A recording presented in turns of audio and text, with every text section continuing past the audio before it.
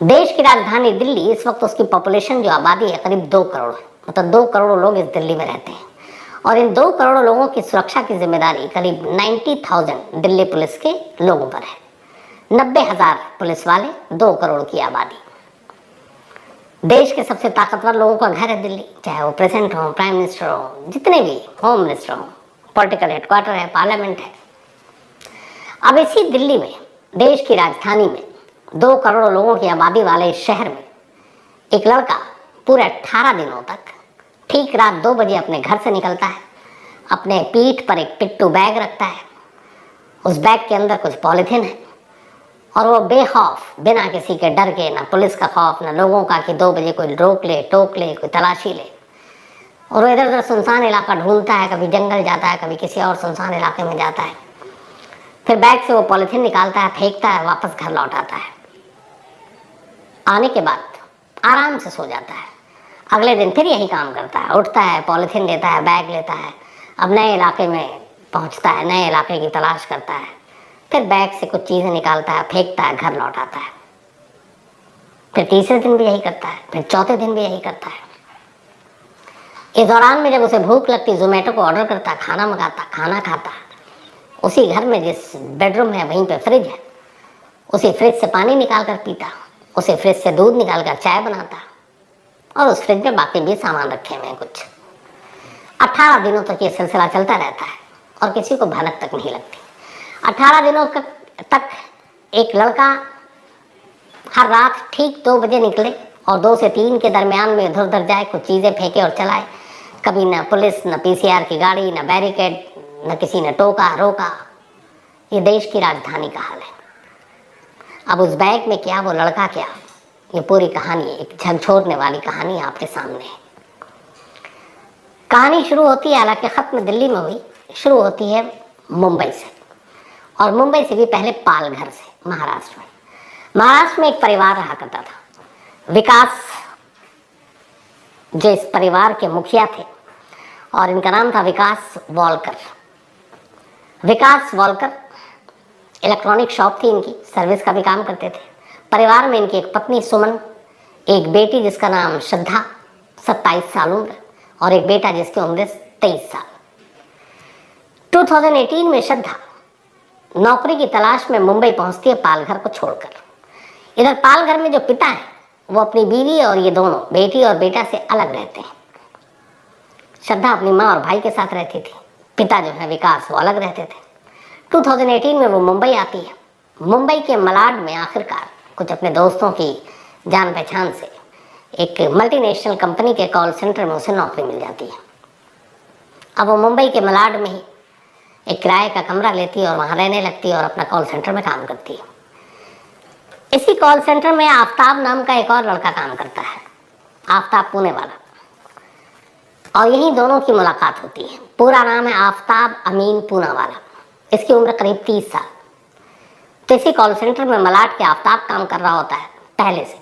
बाद में श्रद्धा आती है। करीब 8-9 महीने बीतते हैं। इन 8-9 महीने के बीच में आफ्ताब और श्रद्धा दोनों आपस में बातें करते हैं, धीरे धीरे दोस्ती होती है और फिर प्यार हो जाता है।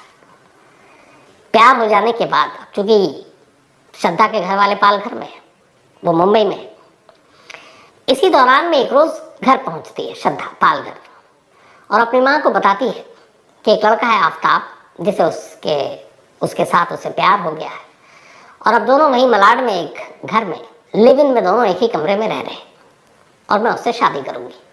माँ ने समझाया कि ऐसा नहीं हो सकता, हमारा परिवार, खानदान इसकी इजाज़त नहीं देगा, इंटर रिलीजन मैरिज है, वो मुस्लिम है, तुम हिंदू हो, कास्ट भी जो है वो अलग अलग है। बात पिता तक पहुंची। विकास ने भी इस बात का विरोध किया पर वो मानी नहीं। उसने झगड़ा किया, अपना सारा सामान उठाया और उसने कहा आज के बाद ये सोच लेना कि तुम्हारी कोई बेटी नहीं है। 2019 की बात है, शुरुआत की।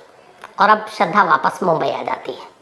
अब वो मुंबई में आफ्ताब के साथ लिव इन में रहने लगती है। माँ बाप गुस्सा थे, कुछ वक्त तक बेटी से बात नहीं की, लेकिन माँ होती है। माँ ने 1-2 बार उसको फ़ोन मिलाया, श्रद्धा ने भी बात की, माँ ने फिर समझाया पर वो मानी नहीं। हो सकता था माँ बाद में मना भी लेती, लेकिन तभी जनवरी 2020 माँ सुमन, श्रद्धा की, उनकी मौत हो जाती है। अब सुमन की मौत के बाद श्रद्धा को जब पता चलता है वो अपने घर जाती है, जो भी रस्में थी उसमें शामिल होती है और फिर वापस लौट आती है।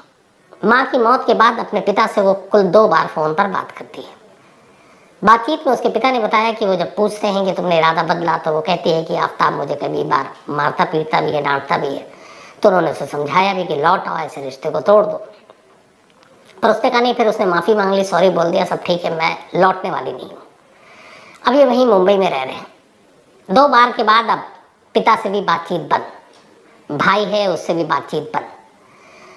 अब एक बेटी एक दूसरे शहर में, मुंबई जैसे शहर में अकेले रह रही है, लिव इन में एक लड़के के साथ, फैमिली पालघर में है, फ़ोन पे बात नहीं हो रही है। बाप बेटी, माँ बेटी या भाई, इनका रिश्ता बहन के साथ बड़ा करीबी होता है। तो अब क्या करें? गुस्से में लेकिन पिता की उसकी बात नहीं मान रही है, वो बात नहीं कर रहे हैं। लेकिन श्रद्धा के कुछ दोस्तों के नंबर श्रद्धा के भाई के पास भी थे, श्रीजय नाम है उसका, और पिता के पास। तो कभी कभार वो उससे खैरियत पूछ लेते उसकी कि वो ठीक है। फिर लगता कि कई बार क्यों पूछें, तो इन्होंने एक नया तरीका निकाला। श्रद्धा के मोबाइल के व्हाट्सएप स्टेटस, उसकी तस्वीरें, डीपी, ये चीज़ें जब जब बदलती तो उन्हें लगता चलो बेटी है, ठीक है, एक्टिव है।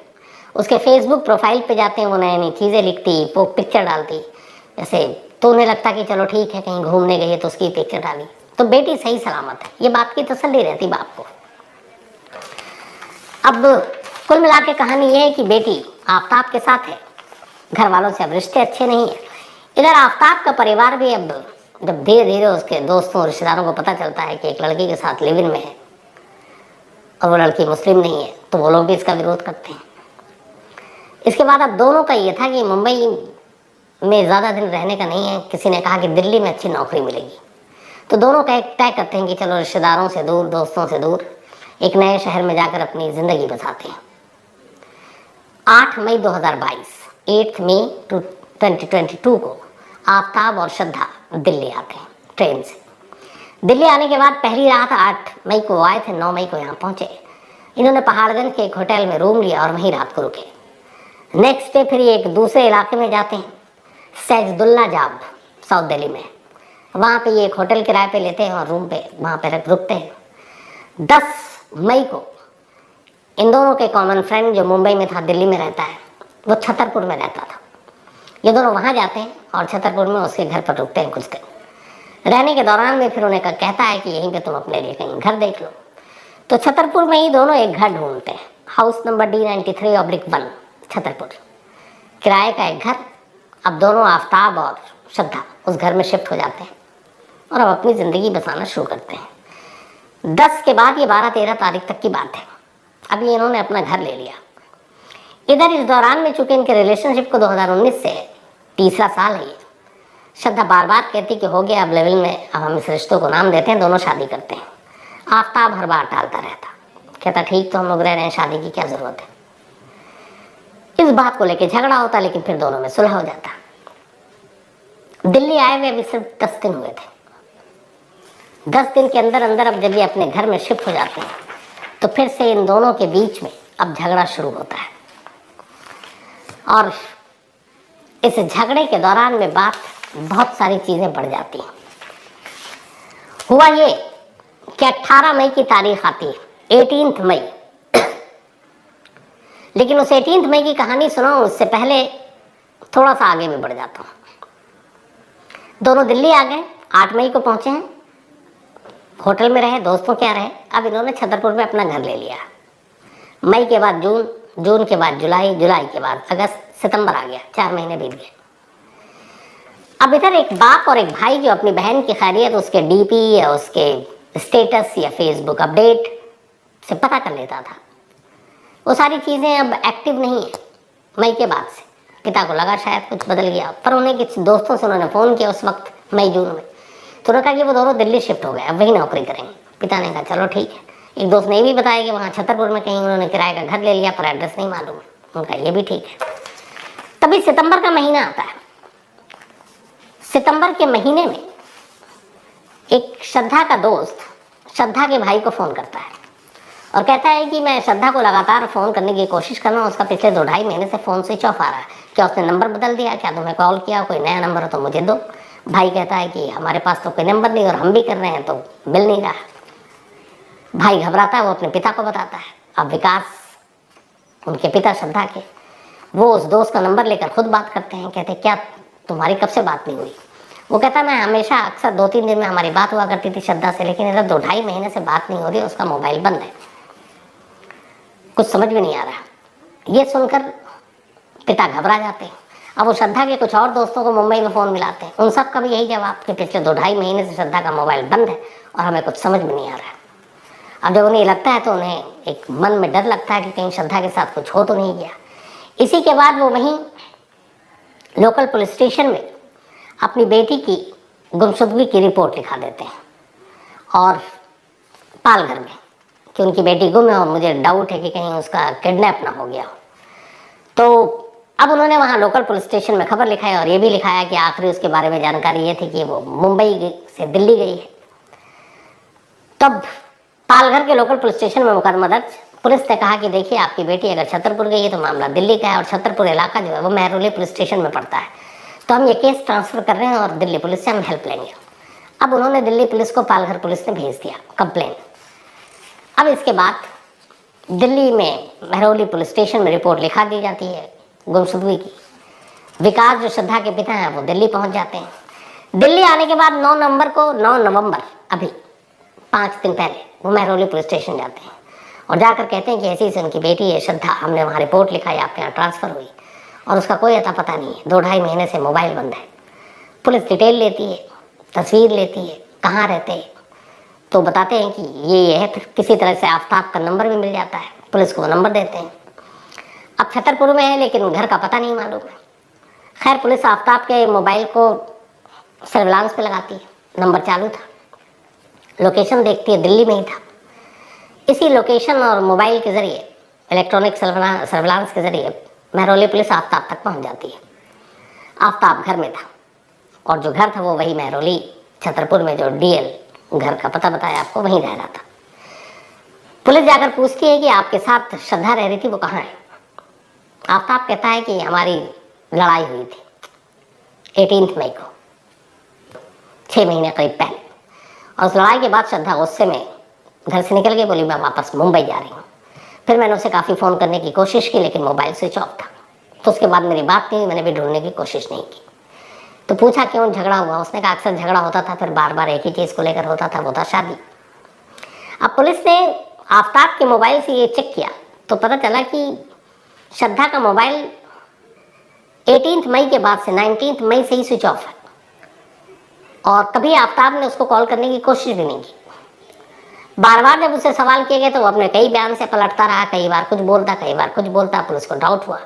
आखिरकार पुलिस उसे फिर महरौली थाने लेकर आई और तसल्ली से पूछताछ की।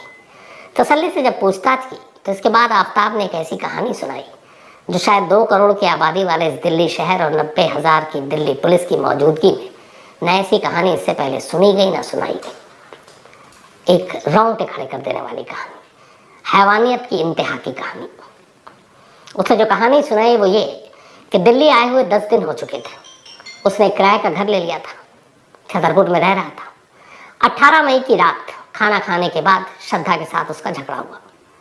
फिर बात शादी में आई, उसने शादी करने के लिए कहा, मैंने उसको टाला और इस बात पे बात बढ़ गई। मुझे बहुत तेज़ गुस्सा आया, मैंने उसका गला ज़ोर से पकड़ लिया और फिर मैं तब तक दबाता रहा जब तक कि उसकी सांसें टूट नहीं गई। श्रद्धा मर चुकी थी। कत्ल करने के बाद अब वो आराम से उस लाश के साथ उसी कमरे में बैठता है। अब सोचता आगे क्या करना है। इसके बाद उस लाश को एक तरफ रखता है। मई का महीना है, दिल्ली में उमस और गर्मी है और आराम से उसी कमरे में सो जाता है जिस कमरे में उसने अभी अभी श्रद्धा को मारा और उसकी लाश पड़ी हुई है। सुबह उठता है। सुबह उठने के बाद वो मार्केट जाता है। वहीं लोकल मार्केट में एक तिलक इलेक्ट्रॉनिक शॉप है, वहाँ से एक बड़ा सा फ्रिज खरीदता है। एक दूसरी दुकान से आरी खरीदता है। तीसरी दुकान से कुछ पॉलीथीन खरीदता है। एक पिट्ठू बैग खरीदता है। ये सब सामान लेकर घर आता है। दोपहर के बाद वो श्रद्धा की लाश को बाथरूम में ले जाता है। अब बैठ कर वहाँ तसल्ली से आरी से श्रद्धा की लाश के टुकड़े करता है। लाश के टुकड़े करता, पॉलीथीन में डालता, पॉलीथीन के एक तरफ कर देता। अब एक ही दिन में पूरी लाश के टुकड़े नहीं हो सकते थे, आधे अधूरे टुकड़े हुए। उसने उन पॉलिथीन के टुकड़े को फ्रिज में रखा, बाकी जो लाश अभी आधी अधूरी थी उसको भी फ्रिज में उसने किसी तरह घुसा दिया। उसी फ्रिज में उसके पीने का पानी था, उसी फ्रिज में दूध थी जिससे वो चाय बनाता था, और फ्रिज बंद कर दिया। बाथरूम को धोया। लगभग अब लाश 24 घंटे पुरानी हो रही थी, मई का महीना, गर्मी, उमस, बदबू आने लगी। उसने बाथरूम को धोया, पूरा बाथरूम को। इसके बाद परफ्यूम पूरे कमरे में दरवाजे पर छिड़का ताकि बाहर बदबू न जाए। फिर जोमेटो को ऑर्डर किया, खाना मंगवाया, खाना खाया, उसी फ्रिज से पानी निकाली जिस फ्रिज में लाश के टुकड़े हैं, और इत्मीनान से सो गया कुछ देर के लिए। ठीक रात 2 बजे वो घर से निकलता है, 19 मई। कुछ टुकड़ों को एक पिट्ठू बैग में डालता है, बैग को कांधे पर डालता है, दरवाज़ा लॉक करता है, घर से बाहर जाता है पैदल। पैदल जाने के बाद वहाँ से थोड़ी दूरी पर महरौली का जंगल शुरू होता है। कुछ लोग टकराए भी, किसी ने पूछा नहीं, लोग आ जा भी रहे थे, लेकिन लोगों की भीड़ कम थी। महरौली जंगल सुनसान। वहाँ से उसने बैग खोला, पॉलिथीन निकाली और जंगलों के बीच में उसे उछाल कर फेंक कर वापस घर आ गया। घर आया, बैग रखा, सो गया। अगले दिन सुबह उठता है, उसे फ्रिज से दूध निकालता है, चाय बनाता है, चाय पीता है, नाश्ता करता है, फिर लग जाता है बाथरूम में बैठकर उनको टुकड़ों को करने के लिए। टुकड़े करता है, फिर पॉलिथीन में डालता है, फिर बाकी हिस्सा फ्रिज में रखता है, फिर जोमेटो से ऑर्डर देता है, खाना मंगाता है, खाना खाता है। अब रात 2 बजे का इंतज़ार कर रहा होता है, फिर 2 बजता है, फिर कुछ टुकड़ों को बैग में डालता है, निकल पड़ता है। इस बार महरौली जंगल के अलावा कोई दूसरी सुनसान जगह देखता है, एक सुनसान जगह है, वहाँ पर भी ले जाकर टुकड़ों को उछाल देता है पॉलिथीन समेत। फिर घर आता है, फिर सो जाता है। 18 मई से लेकर 5 जून तक ये सिलसिला चलता रहता। 18 मई के बाद 19 मई से उसने शुरू किया था बाहर निकलना, और 5 जून आखिरी किश्त उसने फेंकी थी। 19 मई से लेकर 5 जून, और रात टाइम चुना था ठीक 2 बजे का। हर रात 2 बजे ही निकलता वो। महरौली के जंगल, छतरपुर, आसपास के, और कभी एक जगह पर नहीं फेंकता, अलग अलग। उसे ये था कि अगर कभी कोई कहीं किसी के हाथ टुकड़ा लग भी जाए तो लाश की असलियत नहीं पता चले, और तब तक पता नहीं चलेगी जब तक टुकड़ों एक ना हो। तो फेंकता रहा, बेखौफ रात को निकलता रहा लाश के टुकड़ों के साथ। कभी डर नहीं लगा कि पुलिस पकड़ लेगी या लोग पकड़ लेंगे, तलाशी होगी।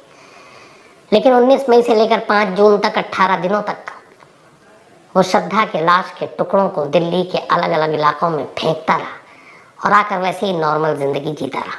इन 18 दिनों में उसने अपने किसी पड़ोसी से, किसी से कोई बात नहीं की। 5 जून को जब सारी लाश की किस्त खत्म हो गई, फिर उसने फ्रिज को साफ किया, और उसके बाद उसी जगह रहने लगा। हौसला इतना उसका कि उसे ये यकीन था कि शायद कभी उस तक पुलिस नहीं पहुंचेगी, कभी वो पकड़ा नहीं जाएगा, इसलिए उसने उस फ्रिज को भी डिस्ट्रॉय नहीं किया। पढ़ा लिखा था, उसे मालूम है कि फॉरेंसिक एविडेंस इस फ्रिज से कलेक्ट हो सकता है, बट ओवर कॉन्फिडेंस और खौफ का ना होना। वो आराम से उसी घर में रहा। 6 महीने बीत गए। 18 मई को कत्ल किया था, और अभी 13 जून, कल की बात है ये। लगभग 6 महीने किसी को कानो कान खबर नहीं हुई कि दिल्ली में एक लड़की का कत्ल हुआ। उस लड़की का एक घर के अंदर उसकी लाश के टुकड़े हुए। उस लड़की के उस लाश के टुकड़ों को 18 दिनों तक एक शख्स हर रात 2 बजे लेकर निकलता रहा और फेंकता रहा दिल्ली के अलग अलग इलाकों में, और लोग तो छोड़िए, पुलिस तक को इसकी भनक नहीं लगी। एक पिता को जब ये पता चला कि उसकी बेटी का मोबाइल बंद है उसके एक दोस्त से, तब उसने खोजबीन शुरू की, और ये खोजबीन आकर महरौली पुलिस स्टेशन में ख़त्म हुई, और तब कहीं जाकर ये सारा सच सामने आया। 5 दिन की पुलिस रिमांड में भेजा गया है आफ्ताब को। पुलिस उसे लेकर लगातार उन जगहों पर जा रही है जहाँ जहाँ उसने लाश के टुकड़े फेंके हैं, लेकिन दिक्कत यह है कि 6 महीने हो चुके हैं। वो मई का महीना था, और मई, जून, जुलाई बहुत गर्मी, उसके बाद फिर बरसात, और ऐसी ऐसी जगहों पे जहाँ जंगली जानवर भी होते हैं, उन टुकड़ों का मिलना मुश्किल है। शायद कुछ टुकड़े शायद मिले भी हैं, कुछ हड्डियाँ मिली हैं, फॉरेंसिक जांच के लिए भेजी गई है। पुलिस ने उस फ्रिज को अपने कब्जे में लिया, फॉरेंसिक जांच के लिए भेज दी, उससे पता चल जाएगा, क्लियर हो जाएगा। जो कुछ हड्डियाँ और बाकी चीज़ें मिली हैं उसके डीएनए से भी पता चल जाएगा कि ये लाश श्रद्धा की है। और आफ्ताब इस वक्त दिल्ली पुलिस की हिरासत में है।